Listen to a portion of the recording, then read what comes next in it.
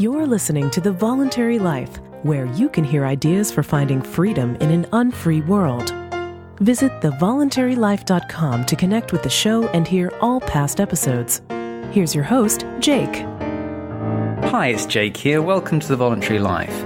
This episode is another one about the topic of financial independence and financial freedom. And I'm very pleased to have two special guests on the show. They are currently running a YouTube channel where they talk about their plan to retire before they're 30. It's Mike and Lauren. Hi, Mike and Lauren. Hello, how are you? I'm good, thanks. How are you doing? Great. Good. Where are you guys at the moment? Where are you based? We're based in Sarasota, Florida, so it's on the west coast of Florida, and it's kind of a retirement / beach town. But we like where we live. All our family's here. Yeah. Awesome, cool. I'm currently in the UK, calling from Brighton, so I hope that Skype serves us well today. We're talking across the world, but it's great to connect with you guys. And absolutely, I saw your videos about financial independence, and for people who haven't seen your site yet or your YouTube channel, could you just sort of give a brief introduction to the content that you're putting out there and what it's about? Sure. So how our YouTube channel, we did not set out to sort of start a financial based channel, but it just kind of is part of our lives right now because we have a goal of retiring at 30. It will be right before I turn 31. And we've kind of put a plan together, and we've been savers our whole lives, and we've been married now for 5 years. Almost 6 years. But we've been together for 10, and we've been on the same page financially before we were even together. So we had a healthy chunk of money just from spending less than we earn our entire lives. And then we were introduced to the early retirement financial independence subject and kind of got serious about it. And if all goes well, we should be financially independent by August 2018. And so our YouTube channel is just kind of both a personal vlog and has turned into a kind of financial plan that we've kind of shared both all of our income, expenses, and our net worth on the channel. Yeah, I think that's really interesting for people to be able to kind of see your journey as you're going on. So, it sounds like you were, quite frugal sort of just from the start as a matter of habit. But how did you get interested in the concept of being financially free or going for financial independence? Is that something that you were always aware of, or what sort of got you into that? I became aware of it actually pretty early in life. I think the first financial book I ever read was Dave Ramsey's what's the name of his most popular? The Total Money Makeover. And at the time, I didn't have any debt or anything. I had just listened to his radio program and was interested and read his book. And then that led to reading several other books on the subject. And then, which eventually led to me, this was around 2008 or 2009, I want to say. And then that led me to actually J.D. Roth at Get Rich Slowly. So he was kind of the first blog I ever read, which quickly I, just ate it up and then was looking all over the internet for any more information like that, and actually found Jacob at Early Retirement Extreme. So he was the first person to ever introduce me to the idea of early retirement and financial independence. And then that has just kind of progressed from there to, currently, there's so many people that are doing it right now that we have a lot of inspiration. Yeah, cool. Well, so for people who are interested in this, I'm really interested to find out more about the sort of practical side of how you guys are going for this. So before we get to your sort of investment and saving strategy, you're both going for financial independence on the basis of your own work and your own earnings. So you haven't inherited a lot of money and stuff. This is stuff that you're doing yourself. Is that right? That's correct. Yeah. No, we've never received any inheritance or even, a major bonus or anything at work that would have contributed a significant chunk. Right. And are you employed or entrepreneurs, or what's the basis of your income? Do you have regular jobs? Yes. So I actually work full-time for a church, and Lauren works for a jewelry store. And so we just have regular full-time jobs. I do have an entrepreneurial past. I've had a few companies that at different parts of my life have provided a full-time income, but for the most part, they've been sort of side projects. Right. And so, this is just a plan to essentially go for radical or intensive saving. Is that right? I mean, can you give a sense of what percentage of your income you're trying to save each year? Absolutely. So we initially set out our goal. We wanted to save 75% of our income, and for the past average over the past 10 months was the last time I checked.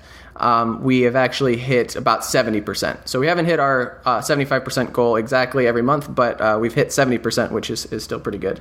Right.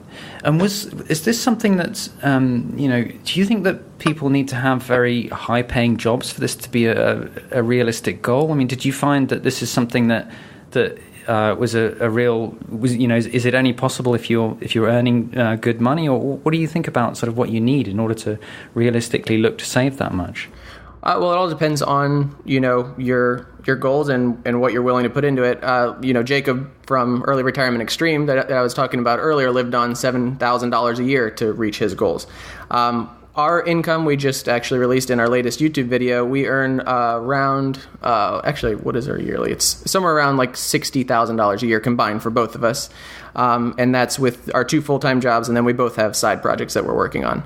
The median income in the United States is somewhere between $50,000 and $55,000 or something last time they took a census. So we're just normal earners with normal jobs. We're not under-earning and we're not over-earning. But yes, it's definitely something that normal people can do. Yeah, absolutely. So, I think this is such an interesting approach, and it wasn't the approach that I took. I went the entrepreneurial route and built a business and then sold it. But I think it's a really interesting approach because, as you say, you're working in jobs and you're not actually coming into a great inheritance, and it's not like you've got particularly unusual circumstances. But what you are doing is unusual, and I think it is outside the sort of mainstream consumer culture that we're all kind of surrounded by. And I think a lot of people thinking about it would find it, quite a challenge psychologically. And I wondered if you could speak to, what your experiences have been about, choosing a path that is not the kind of, it's not the average, and it's a very dedicated thing that you're doing, and it involves kind of going against a lot of the messages of consumer culture around us to go for that level of sort of frugality and saving. What's been your experience of that challenge? Well, there's a couple of elements to that. There's like your own your own personal habits that you have to deal with, and then kind of society's habits that you have to deal with. And as far as living in a consumerist world, we're lucky enough that we have a lot of close friends that we've been open with our plans since we were since the beginning of our relationship. So money is not really taboo for our circle of friends or family. Mostly just because we made the decision that we're going to talk openly about it. So that we don't have a lot of pressure from external forces to kind of force us into the old mold. But personally, it still is a struggle to kick any habit, whether it's spending or even eating or anything like that. So what we've really been learning lately is you can get used to anything and actually become comfortable with anything. So a lot of people think we're sacrificing to live this kind of lifestyle, where we've discovered we're not sacrificing at all. In fact, we're much happier. And unfortunately, until you're in it and until you experience it, it's hard to understand that. So for as far as what I would tell someone who's kind of experiencing those someone who's experiencing the pressure of a consumer society is just try it, and you'll be surprised at what you can get used to and what will actually become comfortable. Yeah, absolutely. What about you, Lauren? What's your experience been about choosing this path? Has it been something that you found has been a real challenge or easier than you thought? I think it's definitely been easier than I thought. Again, our family and friends help that. But, we're able to still live comfortably. And I think that when we first started posting some of our videos, a lot of the comments were, well, I don't want to live off of ramen noodles. And it was kind of to relay the message, well, that's not what we're doing either. So we're very comfortable. We're not sacrificing. And even we met with Paula Pant from affordanything.com, and I think that that's such a great message that I think for people to hear is just that you can afford anything. You can't afford everything, though. And so that's definitely something that has really helped me, that if I really want something, I'm saving for it. And it's not a sacrifice because I know what I want in the end. Yeah, I think that's great. So let's talk a little bit about how you guys are doing this then, because if for someone who wants to cut down on their expenditure and look to save a really significant proportion of their income, the majority of their income, what has been the real key things that you've done as decisions in order to actually make those savings? Well, there's three major areas where the bulk of your spending is probably going. It's probably going to your housing, your transportation, and your food in that order. So the first thing we did was negotiate just a better living situation, and that can be difficult. And in fact, one of the videos we're actually in the process of making now is all the reasons why we're different than you, and not that we're different than you in one way, but that all the advantages that we've gotten that maybe you won't be able to get. And kind of the purpose of that video is to show, you can make your own path, you can make your own unfair advantages. So one thing we have that's going our way is we have a very affordable rent situation. And that is because I rent from actually my boss, and we actually live on the church property. So a lot of people see that and say, oh, your rent is half that of what's going on in the area. And I would say, well, actually, before we moved into this house, I refused to pay, just to throw some hard numbers. So average rent in my area is around $1,200 a month. And we're paying just over $600. And so we're paying half of what most people are paying. Well, before we moved into the house we are now, before that was an option, we found a mother-in-law suite in our area that was also charging $600 a month. So the opportunities are out there. You just have to look for them and be a little flexible to find the deals that you need to cut your three major areas of spending. So for housing, that was what we did there. For transportation, we have one paid off car, and actually I drive a scooter, which doesn't in United States and Florida doesn't require insurance or anything like that. So we got on both vehicles, we actually, scoured Craigslist, which I don't know where most of your listeners are, but, it's an online classified site, until we found just crazy deals on both of these vehicles. And then, we drop our insurance because they're paid off. We don't have a car payment, and it's a Prius and a scooter. So, my scooter gets 100 miles per gallon and the Prius gets 50. So our gas goes down, our insurance goes down, and we have no car payment. So that covers transportation.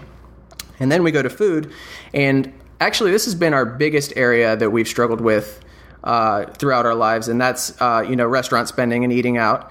And at points in our lives, we've spent as much as $800 a month on food. That habit, we just had to set a budget for ourselves, and now we've cut that down to around $300 to $350 with groceries and then eating out. Allowing ourselves to eat out, but limiting it to 1 or 2 times a week or whatever. So the three major areas that people need to look at are their housing, their transportation, and their food. Yeah, that makes total sense. I did an interview with the Go Curry Cracker couple who were early retirees traveling, and those are exactly the same things that they talked about.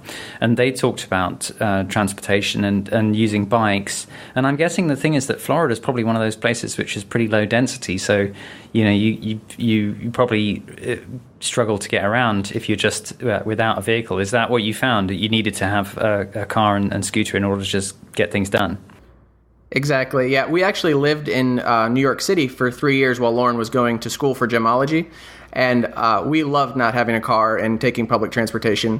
But where we're living now, the closest bus stop I think is around 5 miles from us. So a car is a somewhat necessary evil. Yes, we could ride a bike, but it's also 95 degrees with 100% humidity. So it's a trade-off. It's going to be quite a workout. Exactly. Right. So So what about tax? Because you're one of obviously tax is an important consideration for especially for anyone who wants to save. And if you're an entrepreneur, then there's lots of things that you can do to minimize your tax burden. But you guys are employed, and so you're in a different situation there. How important is maximizing kind of the sort of tax deferred and retirement accounts and stuff in your plan? Very important. And one of the things we'll mention in this video upcoming about our unfair situations is actually working for a church. I'm actually in a very favorable tax situation because the U.S. has, breaks and benefits for clergy. But, we've maxed out our tax advantage accounts. And, unfortunately, neither of us are offered 401k, so we can't really do too much there. But we also... Our income is just not that high that we're really getting outside of the 15% tax bracket. So taxes haven't been too big of an issue for us. Right. So yeah, I think those are the categories that come up again and again in terms of things that people need to look at: the housing, the transport, the food, and then what you're doing about tax. Mm-hmm. But then the question is how you're going to get your retirement portfolio to compound, and what you're doing as far as investing is concerned. And I understand from your videos that you are pursuing a passive investment approach with index funds for stocks. Is that right? Yes, that's correct. Yeah. Right. And I saw an interesting video. I saw you talking about, some of the pros and cons of that approach, because I'm also a passive investor. I follow an approach called the permanent portfolio, which is slightly different in that it's not just in stocks, but it's a balanced portfolio between stocks and various other asset classes with periodic rebalancing. And I saw in your video you were talking about the choice that you've made to just go fully into stocks, and that you're willing to live with the volatility that goes along with that. Can you talk a bit about your ideas behind that, and what you think the benefits are and what you think the downsides are? Yeah, I think a lot of us underestimate, how long-term our investments really are. So for us, obviously being 25 and 26 years old, long-term for us is, 50, 60 years, which in the grand scheme of things, the up and downs of the stock market just don't affect us at all. And we've just wrapped our minds around that, and we can accept it. But even someone in their 30s, 40s, and 50s, you still have, if you're retiring at a traditional age, 20, 30 years of investing. And it's the same kind of concept that your biggest enemy in investing is yourself. Because we're just programmed to, buy high and sell low. I guess it's an emotional game more than a mathematical game. The mathematics and the studies have shown that, it's fairly difficult to beat the market average, and that index investing is, if not the best, one of the best ways, and certainly the simplest way to increase your wealth. So it's a game you play with yourself, just not checking the prices every day, and when it goes down, not paying attention to it.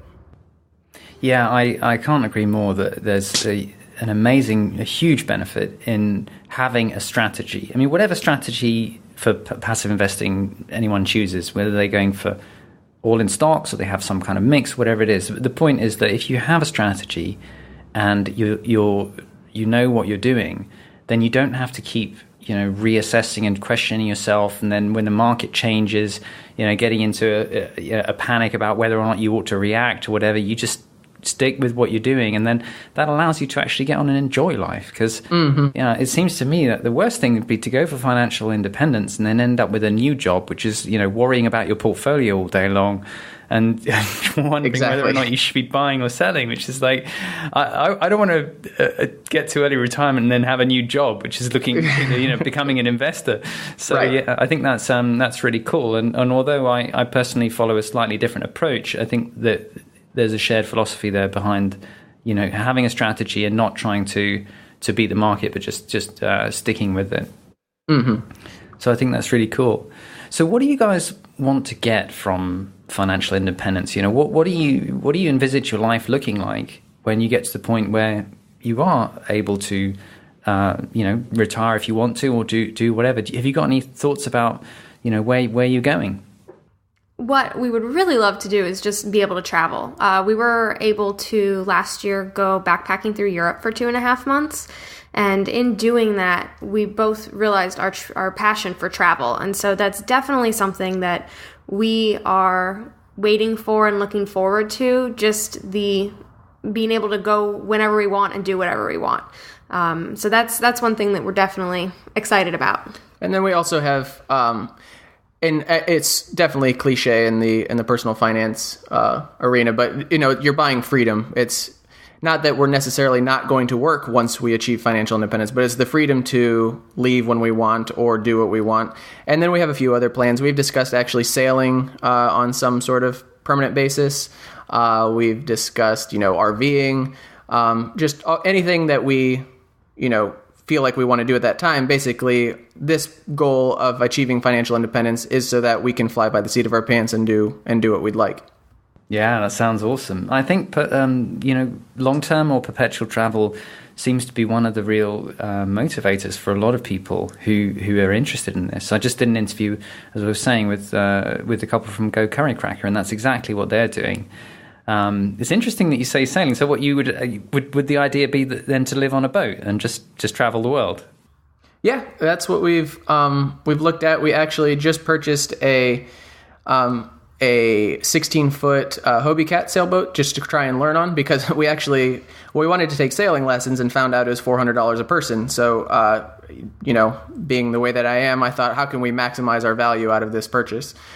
So we actually bought a sailboat for $800 and have just been learning, trial and error. And we've actually hired a personal tutor who's just $20 an hour to come teach us how to sail. But yes, so the plan is, to start, on the coast of Florida and then maybe move down to the Caribbean and then see how we feel if an ocean crossing is something we'd be up for. But that's just an idea. 4 years is a long way away, but that's what we'd like to do.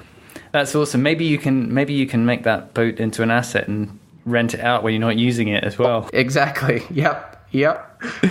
Cool. So, for people who are thinking about this and who are listening to all of this, what kind of advice would you offer for someone who's not even started to go into extreme saving in any way, but is inspired by what you're saying? What advice would you give them based on your experience? That's a tough one. And, we're actually fairly new to this, so I haven't really thought about what is our message, that we're, like how can we help people? So far, we've just kind of been telling our story in hopes that helps people. So I don't exactly have a clear, concise message that I could give, but the pattern that I've noticed is kind of what I was talking about earlier, that you can change your habits actually very easily. And I've noticed this mostly with actually food lately. So we've been trying to eat a healthier diet, and you would be amazed at the things you thought you couldn't live without, you actually detest. They're awful in respects to food. And it's the same way with money, and there's a few examples, but even just with, you could never imagine living with one car. Well, we couldn't imagine that, and then we did it, and now we can't imagine, living so wastefully with two cars. So I would definitely say the advice I would give anyone would be question everything and give yourself a chance to create new habits. Don't assume because you like something one way that it's not possible to like it another way. Yeah, I think that's great. How about you, Lauren? Do you have any thoughts for people who are starting out? I kind of agree with the last thing Mike said, just to give it a chance. I think that's the biggest thing, that if I would have looked at how we were doing things, or if someone would have told me 5 years ago what we would look like today, I might have laughed and said, no, we've always been savers, but not to that extreme. But it's the giving it a chance. And often Mike will come up with these ideas, and I kind of have to sit and think about it for, a day or two and say, yeah, let's try it. It's not going to hurt anything. And so I think it's really just trying something and determining after you've given it a shot if it's something you don't like or not, or if it's something that's just not really a big deal, but just to go for it and see what happens. Cool. I think that's great. So I really appreciate you guys sharing your story. And I wanted to say, actually, I think also, part of what's useful in terms of what you said, Mike, about you being fairly early on and not knowing quite what message you want to share yet. But I think what's really interesting is you sharing your journey and sharing the details of what you're doing in your videos and stuff, because then people can really understand, and see what it's like as you experience it. So I think that's great. And for people who would like to find out about you, where's the best place to find you? The best place to find us is just mikeandlauren.com. And then if you would like to go straight to YouTube, you can also go to mikeandlauren.tv, which takes you straight to our YouTube channel. But we have some content on our website that we don't have on YouTube. So mikeandlauren.com. Awesome. Thanks so much for coming on, guys. Oh, thank you so much for having us. Thanks for having us. Thank you for listening to The Voluntary Life. If you have feedback about the show, please email jake@thevoluntarylife.com. If you enjoyed this program, please share the podcast with your friends or click the donate button on thevoluntarylife.com.